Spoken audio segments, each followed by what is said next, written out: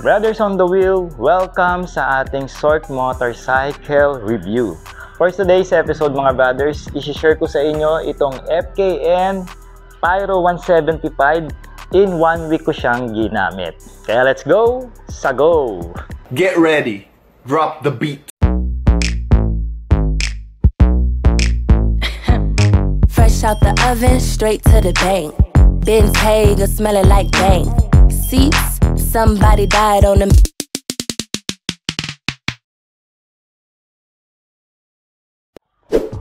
Alright mga brothers, una natin pag-usapan sa scooter na ito yung kanyang specs and features. Siyempre, yung disenyo na rin. Alright, para sa mga wala pang idea natin dyan mga brothers. Una sa lahat, yung motor na to, bulky siya, no? Sa side profile niya, aggressive yung mga linyahan. And then, pagdating dito sa front facing and rear facing, pointed naman yung mga edges and which can give you a nice aerodynamics. And also yung design nito mga brothers, hindi naman natin may tatanggi na inspired sa Yamaha Aerox. Alright? Okay, pagdating dito sa harapan mga brothers, what we have here is yung daytime running lights niya na LED. Gustong gusto ko to that gives you some vibe of sporty look pag dito sa front facing ng scooter. And then meron tayo ditong split LED headlight. At ang advantage niya pa is projector lamp na rin ito na nagbibigay sa iyo ng mas malakas na bato ng ilaw lalo na sa night riding. Ang fender natin dito masasabi ko quality na rin mga brothers at halatang hindi naman ito tinipid ng FKM. Meron tayo dito telescopic port dito sa kanyang front suspension and also naka-disc brake na rin yung front brakes nito na merong combination braking system. Alright? 14 inches naman ang gulong natin dito mga brothers na gumagamit ng street tire. Ang brand nito is Yongshin. Barages, okay na rin. Nag-i-improve na rin yung brand na ito. Wala naman ako na-encounter pagdating sa 1 week ko na sinakyan ng scooter na ito.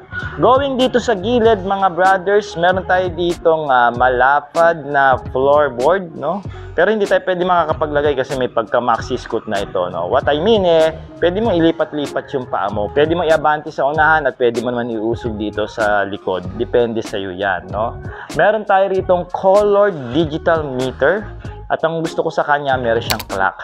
Alright, meron siyang RPM, speed meter, nandun na rin. And then mga basic indicator na kasama katulad ng left and right, high beam indicator, engine check, no? Ayan yung mga kasama niyan. Then mga basic switches, okay naman. Masasabi ko pwede na rin, hindi naman chippy pa yung mga switches niya, ayos na rin. And then touch sensor yung kanyang speed meter. So kung gusto niyo bago-baguhin, nandun na rin. Meron tayo ritong ordinary na susian lang at ang gusto ko sa kanya, nandun yung buttons ng seats at saka yung fuel cam. So, walang kahassle-hassle. Speaking of fuel tank, nasa 8 liters siya. And then, nakakuha ko rito ng fuel consumption, kasama na yung walwal, chill ride mode, may angkas, papanik, pababa, lahat ata halos ng mga style ng riding ginawa ko rito sa scooter na to. Pero sa off-road, hindi Nakakuha ko ng around 35 kilometers per liter. I guess sa iba malakas, pero para sa akin, break even lang naman yan mga brothers kasi malakas talaga yung power output nitong scooter na ito. So kung meron ka mga lalagpasan o may kakat ka, wala kang po problemahin. Anyway, pagdating naman sa kanyang upuan, malapad siya.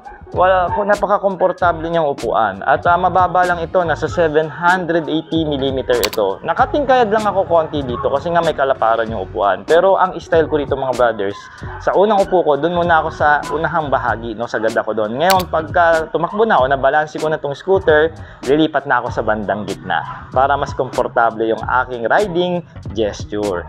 No, yung underseat compartment niya naman, isa rin ito sa nagustuhan ko kasi kasyang-kasya yung mga vlogging gear ko at saka yung inumin ko ng tubig, mga gamit ko at kung ano-ano. So hindi na ako nagdadala ng knapsack na bag, no, katulad pagka nakaibang motor ako, especially yung classic ko. Isa pa, malapad o mahaba yung kanyang rear footrest. So kung yung mga angkas ko hindi naman nahihirapan dito. Pero ingat lang pwede siyang makasabit pagka nagkamali ka ng tansya. Going naman dito sa likuran mga brothers, meron tayo ritong adjustable twin shock. O yan, pwede nyong i-adjust, depende. Ngayon, naka factory settings yan. Okay naman sa akin yung play. Mamaya pag-usapan natin yon. Naka LED taillight tayo dito. Simple lang naman, parang isang guhit lang. And then, yung turn signal lights natin dito, nakalabas na LED made na rin. I guess hindi naman siya masagwa mga brothers kasi hindi naman siya lumagpas doon sa kaha ng scooter. Alright? So, going dito sa kanyang makina, meron tayo ditong 175cc na displacement. Alright? Single cylinder ito, dalawa yung valves, and of course, EFI na yung scooter. Marami na naman magsasabi dyan bakit hindi ginawang liquid cooled. Kasi po, uulitin namin, mababa lang po ang compression ratio nitong Pyro 175. So, no need na pong lagyan ng liquid cooling system. Air-cooled lang po siya. So, ang advantage naman nun, mas low maintenance at hindi mo siya bantayin. Okay? So, kasi yung mga liquid-cooled, maiinit kasi yung makina na yan. So, babantayan mo talaga yung cooling system niya kasi pagka sumingaw yan, ititirik ka niyan. Okay? And then, this brake sa likod nga pala to, hindi ko nasabi mga brothers, at meron nga pala itong combination braking system. 14 inches din yung kanyang gulong dito sa likod na merong malapad na street tire. Of course, gulong sa harap at likod, naka-tubeless na ito. So, wala kayong masyadong poproblemahin sa mga maliliit na butas. Hindi ito basta-basta sisingaw.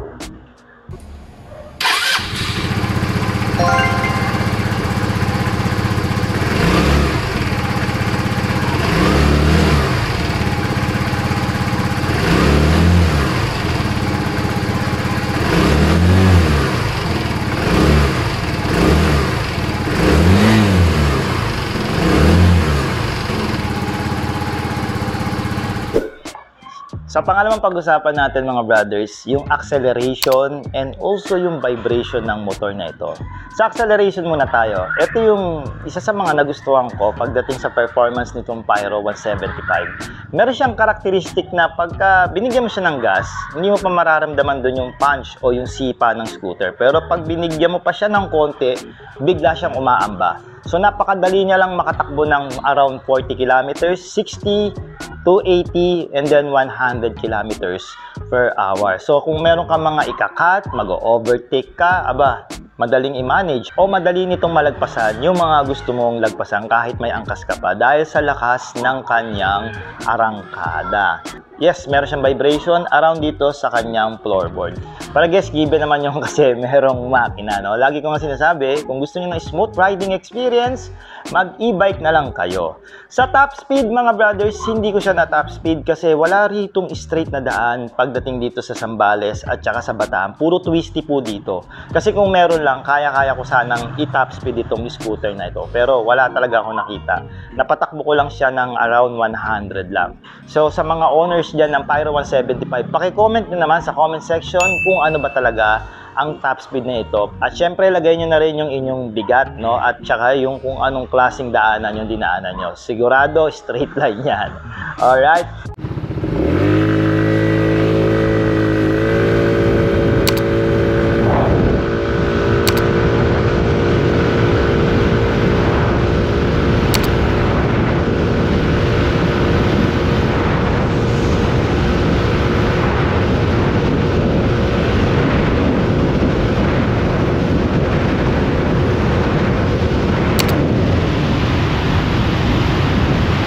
Pagdating naman mga brothers sa braking system niya at saka sa tire o sa braking performance, nagustuhan ko yung braking performance niya. Sakto lang, no? Hindi naman siya yung kalakasan, hindi lang naman din siya kahinaan.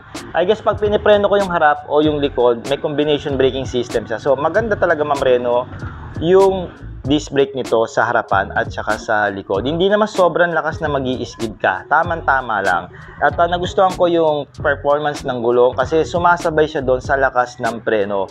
Hindi ako nakaranas dito na nag-skid ako. So kada brake ko dito sa motor na ito, ang ganda, swabe, kahit mga sudden brakes, hindi naman ako dumulas.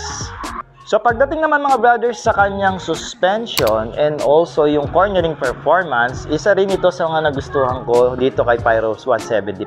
Pagka tumatakbo na siya, hindi mo naramdam yung bigat niya eh. Nasa 124 kg ang curb weight nito. Pero pag tumakbo, sobrang gaang. Akala mo nagmamaneho ka lang ng mga compact scooter like 110 or mga 125cc na scooter, no?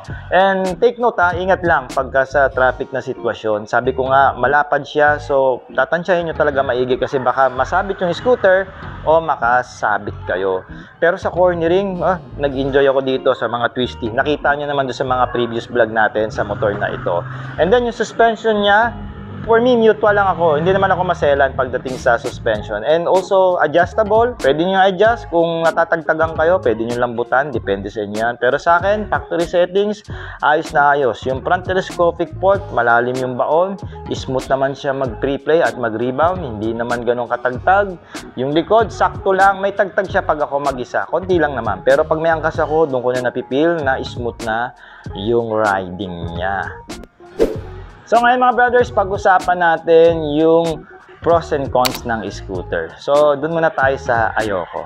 Una sa lahat, ayaw ko sa kanya yung may vibration siya na sobrang lakas.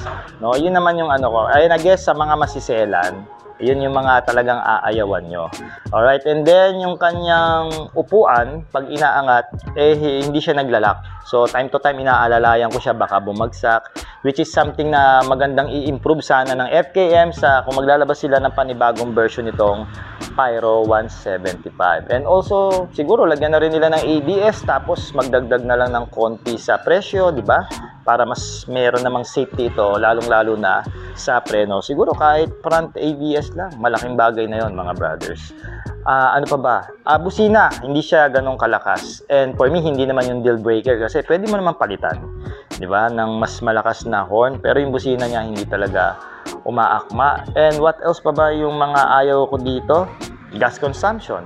Malakas yung gas consumption niya, no? Para sa iba.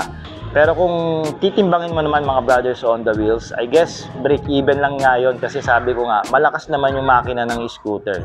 No? Salaga sa performance, hindi ka niya bibitinin. Yun lang disadvantage, may kalakasan lang talaga sa gas na around 35 to 36 kilometers per liter.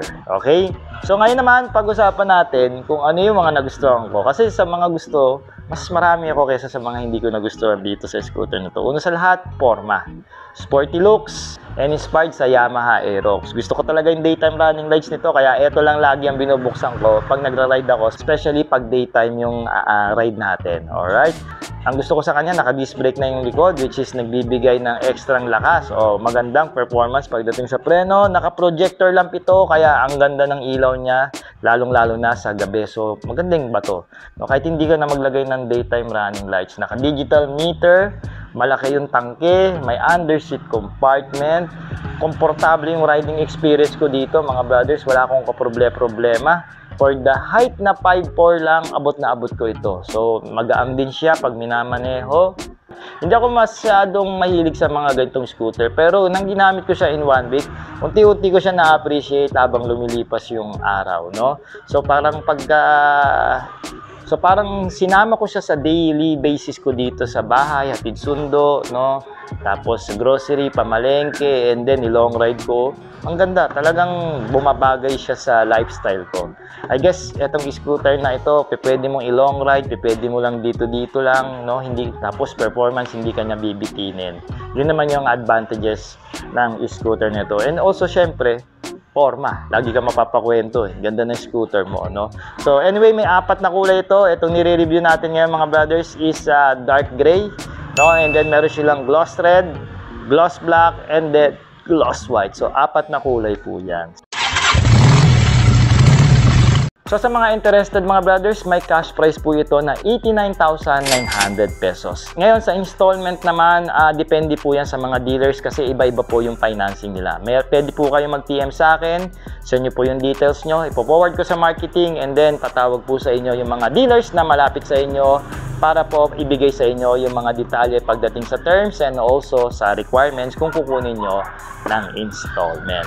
So once again mga brothers, maraming salamat po sa pagsama nyo sa ating sit down vlog, no?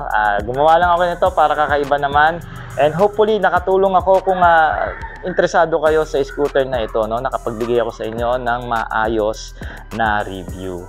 So maraming salamat po mga brothers sa pagsama nyo dito sa ating episode. Magkita-kita po tayo ulit dahil marami pa pong FKN motorcycle ang ating re-reviewin. Una pa lang ito, so meron pa I think nakapilang 4 o 5 scooter, no? So see you soon mga brothers. Ride safe and cheers!